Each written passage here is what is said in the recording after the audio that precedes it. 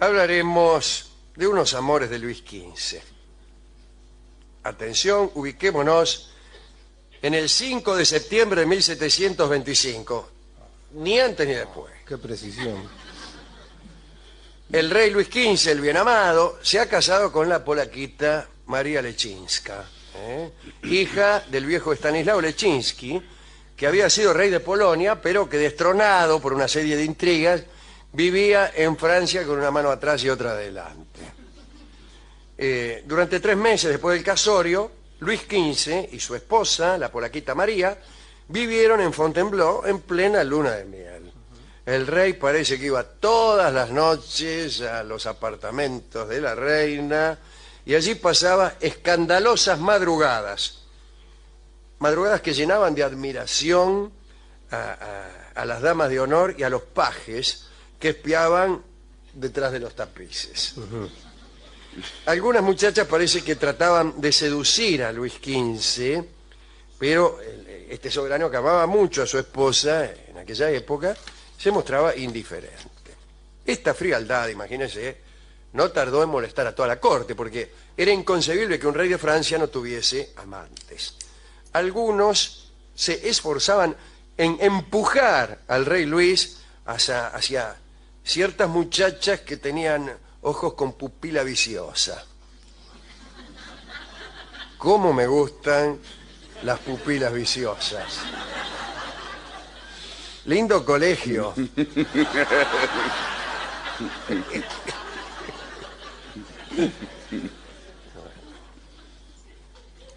Pero estas empresas, digo, el empujar al rey para que se llevara por delante algunas minas, estas empresas fracasaban regularmente, ya que cuando alguien llamaba la atención del rey hacia alguna chica, Luis XV lo miraba con desprecio y aseguraba que la reina era la más hermosa. Y hay que decir que también María, la polaquita, estaba muy enamorada de su marido, así que aquello era una maravilla. En la corte, digo yo, casi cambiando de escena, había 2 personajes que eran de temer. Me refiero al duque de Borbón, que era primer ministro, y a la amante del duque de Borbón, la señora de Prie. Como Luis y María, el rey y la reina, eran muy jóvenes, aquellos 2 personajes, el de Borbón y Madame de Prie, dominaban Francia. El primer ministro siempre ha tenido en Francia mucha influencia, especialmente cuando los reyes eran jóvenes, ¿no? Y a veces cuando los reyes, además de jóvenes, eran perezosos, como en el caso de Luis XIII, ¿no? Famoso era, refiriéndonos a Luis XIII, el cardenal Richelieu. El caso es que el duque de Borbón y su amante se enriquecían de la manera más inescrupulosa. Traficaban con el trigo, hacían disminuir el valor legal de la moneda para favorecer a Londres. Los ingleses le pagaban 40.000 libras esterlinas para que él asumiera políticas que favorecieran la economía inglesa y no la francesa. Es decir, en aquellos tiempos ya había prácticas que después hemos conocido muy bien los argentinos. Tristemente. El duque de Borbón, que era bisnieto del gran Condé, el príncipe Condé, ¿no? Bueno, era también desagradable de aspecto. Era tuerto, un poco jorobado y malvado, sin que esta última virtud tenga que ver con su aspecto, ¿no? Porque se puede ser malvado y sin embargo bien parecido, aunque hasta cierto punto, bien parecido al chancho de él. En diciembre de 1725 la corte salió de Fontainebleau y fue a pasar el verano al Palacio de Versalles, ¿no? Y allí la señora de Prie aprovechó la ocasión para tener a María, la polaquita, bajo su poder. Quería servirse de la reina para aumentar todavía más su influencia en el reino y para permitir a su amante, el ya citado duque de Borbón, traficar con mayores beneficios. Bueno, parece que aquel año el duque y su amante dejaron hambrientos a todos los franceses. En la Île-de-France, ahí en esa región vecina a París, ¿no? El verano había sido lluvioso, el trigo escaseaba, y en lugar de hacerlo venir de otras regiones, me refiero al trigo, ¿no? El duque y su amante enviaban los granos a Inglaterra. Había hambre en París y cuando las panaderías estaban vacías y el precio del trigo se triplicó, ellos, el duque y su amante, lanzaron al mercado el trigo que tenían guardado y se ganaron 9 millones de libras. ¡Atorrantes! ¡Sin vergüenza! Me enojé. Sí, no, está bien. No voy a poder seguir con el programa. No, ¿cómo si que me no? continúa esta indignación. Bueno.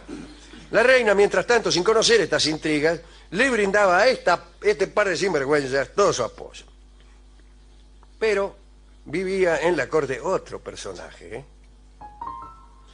también ambicioso, que conocía las estratagemas del ministro y su amante. Y se trataba del cardenal de Fleury. El cardenal había sido maestro del rey, preceptor del rey. Fleury era un hombre inteligente, íntegro, dotado de un gran sentido político, no era un libertino, tenía costumbres muy austeras, tan austeras que tenía una sola amante. Muy bien. Desgraciadamente, el sistema educativo que había empleado el cardenal Fleury con el rey dejaba mucho que desear. Lo único que le había enseñado eran los juegos de naipe. Se pasaba enseñándole al futuro rey toda clase de escolazos y cientos de trucos de magia y del manejo de las cartas, ¿no? Dicen las crónicas, tomando un mazo de cartas, demostraba a veces a su alumno que era posible, en un abrir y cerrar de ojos, hacer desaparecer al rey. Era una clase política, si usted quiere, también. De vez en cuando parece que Fleury le enseñaba a Luis XV un poco de religión y otro poquito de ortografía, pero un poquito nomás. El caso es que el joven soberano creció con una ignorancia impoluta. Algunas cosas las ignoraba, otras no las sabía, y había algunas que ni siquiera sospechaba. En la primavera de 1725, el duque de Borbón y su amada, o sea, el ministro y esta Madame de Pré, decidieron desembarazarse de Fleury porque les molestaba. Y les parecía que al tener un tipo así en la corte, corrían peligro. Bueno, le habían dicho, fueron con el cuento a la reina María, la polaquita, que comentara al rey acerca de los vicios del cardenal. Le habían dicho que el cardenal era muy vicioso y le habían pedido a María que se lo comentara al rey. Pero Fleury interceptó a la reina y con argumentos convincentes le contó acerca del tráfico de trigo y todas las demás canalladas que habían cometido estos dos sinvergüenzas. La reina le hizo caso a Fleury y decidió no acercarse nunca más al círculo del duque de Borbón. Por consejo del cardenal, pronto toda la corte comenzó a mirar mal a aquella parejita. Y finalmente el primer ministro y su amante cayeron en desgracia. El rey, impulsado por Fleury, desterró a los dos a Normandía y la señora de Pré se suicidó al año siguiente. Tenía 29 años, mirá vos, joven, parece una tía. Muy bien, el cardenal Fleury quedó como primer ministro prácticamente. No se le otorgó el título, pero manejaba a su amigo Luis XV a su antojo. Y el rey no tenía nada que hacer porque Fleury se encargaba de todos los asuntos de gobierno. De resultas de aquella inactividad burocrática, digamos, como no tenía nada que hacer, sucedieron los siguientes hechos. Tuvo con María mellizas en 1727, una hija en 1728, el Delfín en 1729, el duque de Anjou en 1730, Madame Adelaida en 1732, Madame Victoria en 1733. Bueno, ya sé. Denle algo que hacer rápido. Como se ve, Luis continuaba profundamente enamorado de María. Hasta que un día, en una cena el rey levantó la copa y gritó: «Bebo a la salud de la desconocida», y señaló a una. La desconocida era una joven dulce y encantadora que tenía aspecto, según dice el cronista, aspecto sensual y tobillos prometedores. ¿De qué manera puede prometer un tobillo? No lo dice, ¿no? Es cosa que no sé, pero a poco que uno se ponga a pensar, puede conjeturar que el tobillo promete pantorrillas, y las pantorrillas rodillas, y las rodillas muslos, y así, si uno lleva las promesas hasta el final, bien claro se ve lo que prometían aquellos tobillos. Según los anales históricos, la muchacha era juguetona, divertida y conocedora del arte de la voluptuosidad. La conocemos. Sí. Se llamaba esta chica, la desconocida, ¿no? Luisa Julia de Melly.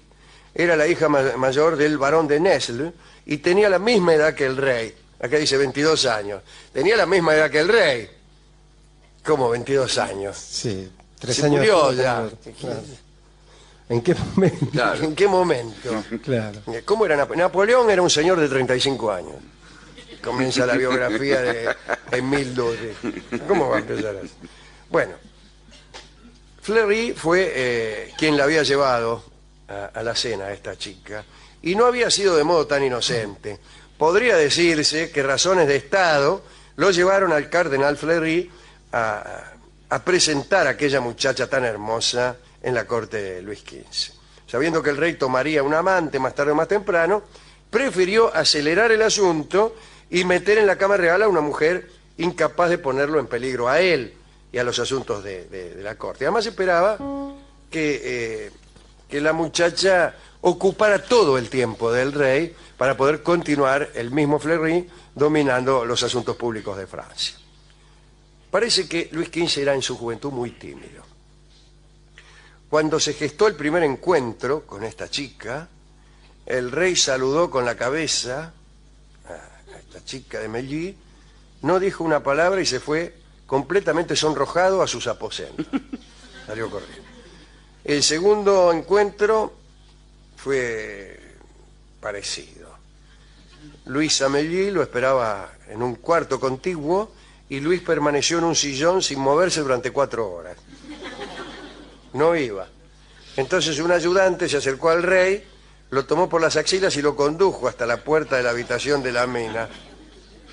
Golpeó la puerta y cuando Luis apareció, los presentó y pidió permiso para rajarse. En fin, se hicieron amantes, Luis y Luisa. Las relaciones fueron secretas durante 3 años. Pero una noche de 1736, mientras un ayudante guiaba a Luisa de Melly a los aposentos del rey, a ella se le salió el velo con el que se cubría la cara y 2 damas de la corte la divisaron y la reconocieron, y al día siguiente se había enterado todo el mundo. Y se enteró también la reina. La pena de María Leczinska fue inmensa. El rey pidió perdón, suplicó, pero no hubo respuesta. Siguió suplicando y al cabo de un tiempo no suplicó más. La reina quedó embarazada y esperaba que el nacimiento del nuevo hijo la reconciliara con su marido, pero no sucedió. Cuando le preguntaron a Luis cómo se llamaría la niña, el rey respondió, Madame Última. Y así fue. El rey abandonó toda reserva y empezó a pasearse oficialmente ya con su favorita, la señora de Melly.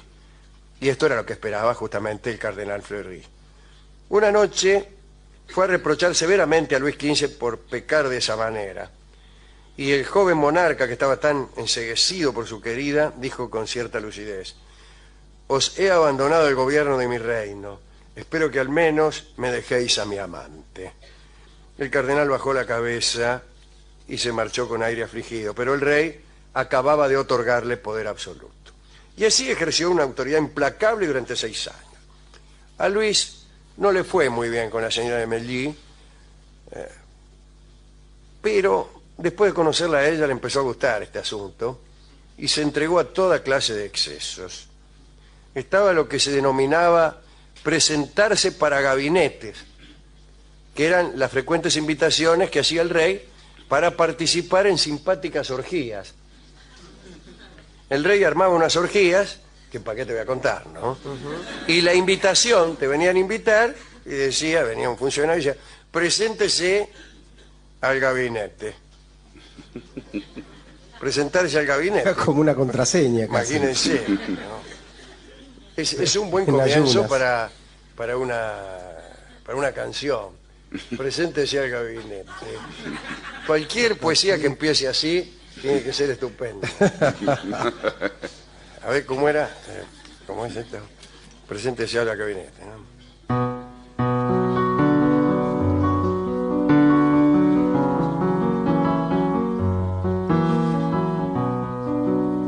Preséntese al gabinete, le vengo a comunicar.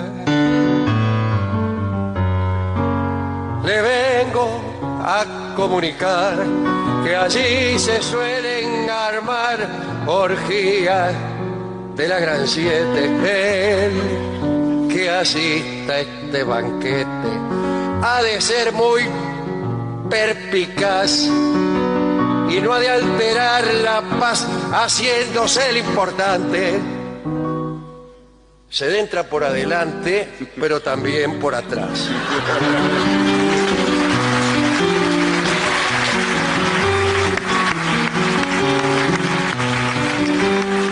Había muchos payasos. Claro. El payador en las orgías es maravilloso. Porque se vio como en las domas de televisión o eso que el payador narra lo que está haciendo el jinete. Claro. Dice que el caballo corcovea, dice y así. Y ahora ya están corcoveando debajo De la ramada. Bien.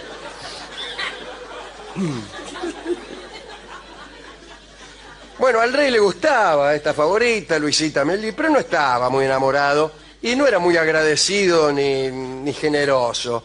Entonces le hacía unos regalos de porquería. Cada tanto le daba un poco de guita, pero poca.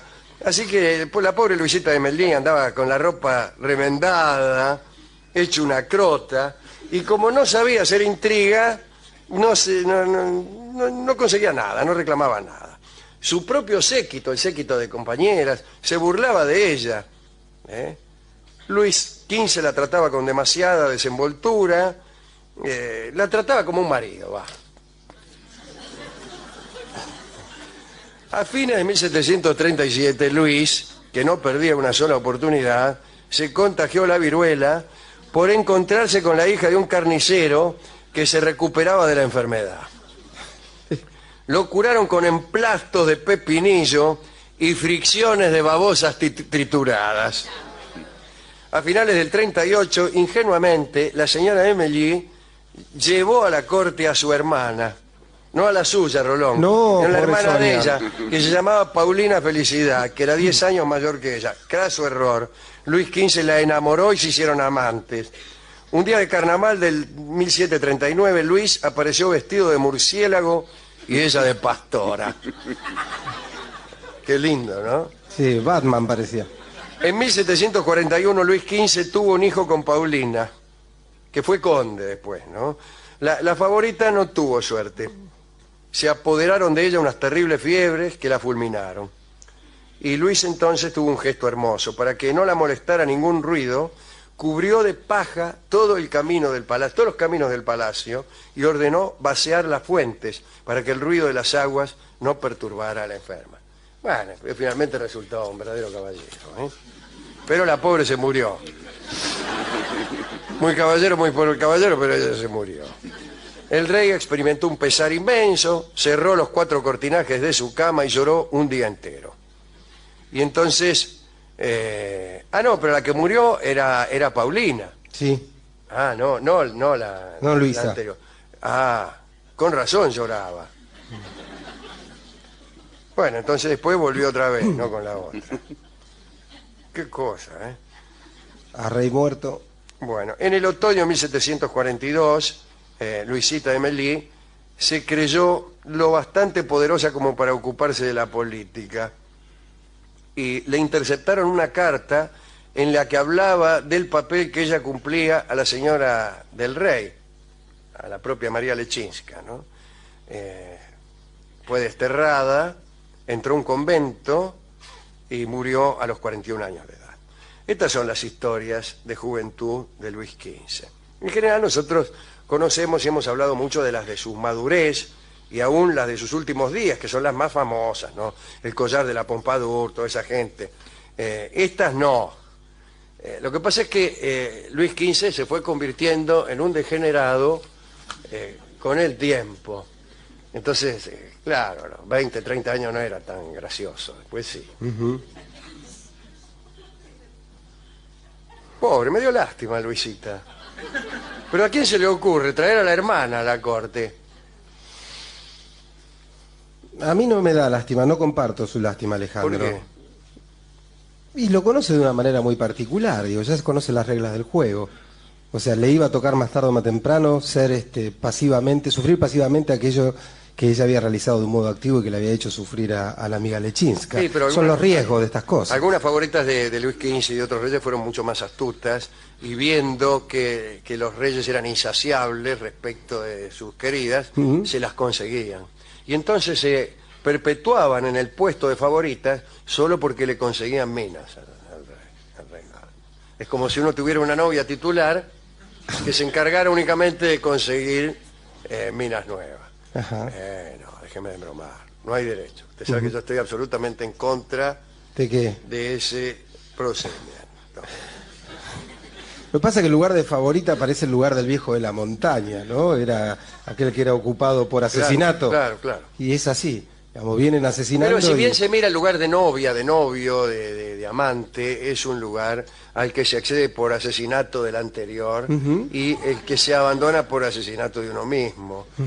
Uno entra y desaloja al novio anterior, sumiéndolo en el olvido, en el ostracismo y a menudo en el desprecio. Y uno se burla cuando desplaza al antiguo novio, no es que se burle, pero lo mira con cierta conmiseración y dice, no, este andaba con él. Hasta que viene otro y es uno el que recorre ese camino de valijas arrastrándose. Y qué peligroso puede llegar a ser esto de la pasión, del amor, Alejandro, cuando invade la persona de un hombre con poder, ¿no? Yo pienso en el rey que distraído con su amor dejaba el poder y el gobierno de su nación en manos de otro. Pienso en estos hombres que, apasionados por la ambición, tenían otras cosas siempre atrás del pueblo. Y la dedicación va entonces para el pueblo de Francia, Alejandro, y para todos los pueblos del mundo que a veces sufren de las pasiones y las ambiciones de sus reyes. Bien. A mí me cae simpático, a pesar de todo, el cardenal de Fleury, ¿no? Que, bueno, por lo menos trataba de trabajar por el bienestar de Francia. Pero no lo sé. Pero le jugaba las cartas en vez de educarlo al pibe. Sí, pero ay, después de todo tiene algo de tierno, ¿no? Que un maestro renunciando a la geometría, Sí. a todas las disciplinas del trivio, se encargara de enseñarle el chinchón. Enseñaba a barajar, ¿no? Bueno, también quisiera dedicar esto a todas las jóvenes del mundo de pupila viciosa. Aquellas que al mirar ya están prometiendo un pecado y la promesa de un pecado ya es pecaminosa. No me diga que no, Gillespie. Si bien No me lo está sé diciendo que todavía. sí. Bueno, a este respecto vamos a utilizar o vamos a relacionar estas miradas de pupilas viciosas con la canción que servirá para ilustrar esta charla, que es la bellísima canción No me mires más, que fue mentada ayer por un oyente que juró que quería escucharla y que recorría las disquerías del mundo entero buscándola. Aquí está, por Lolita Torres, No me mires más.